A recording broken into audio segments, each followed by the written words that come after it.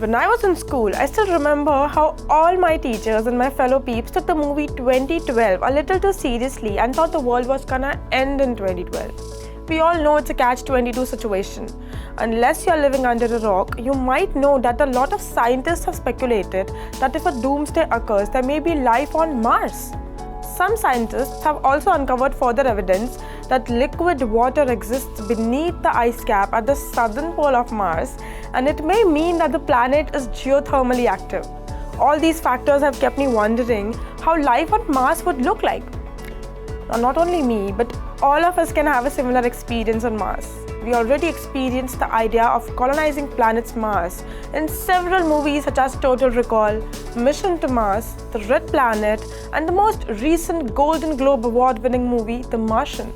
In the movie, Matt Damon played the lead role and his survival instinct mesmerized many moviegoers.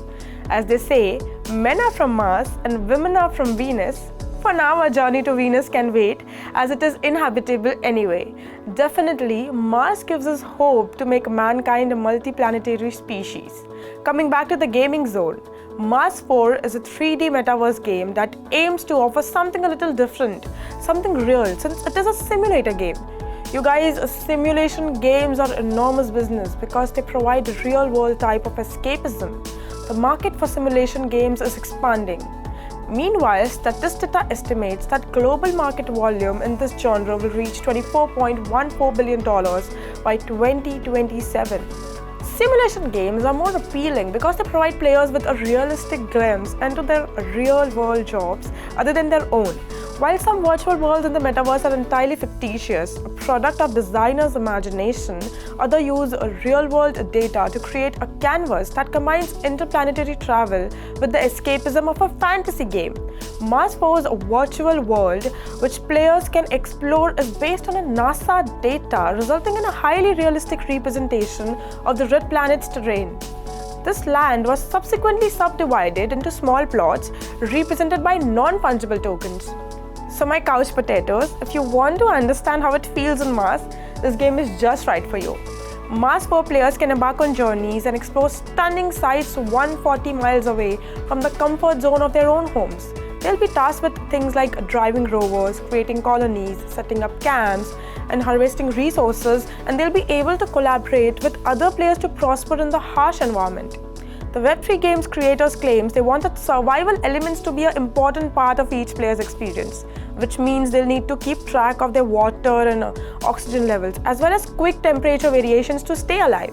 If you have ever played the Hitman series or Mortal Kombat or PUBG, you must be familiar how they provide you with the survival mechanics, wherein the health goes down and you have to drink energy drinks or something like that.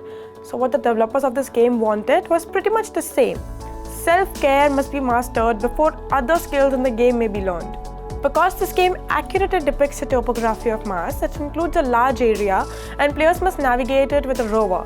There are two models available right now. The Carpian GT has ground-penetrating radar capabilities that allows players to detect the mineral makeup of rocks and locate scare source, whilst the Karkanda Exotransport is a multi-purpose machine that can drive on tough terrain, resist severe storms, and access difficult-to-reach regions. There are more rovers that were rolled out this summer, and with each model having a normal, epic, and legendary tier, there are many qualities and capabilities to discover.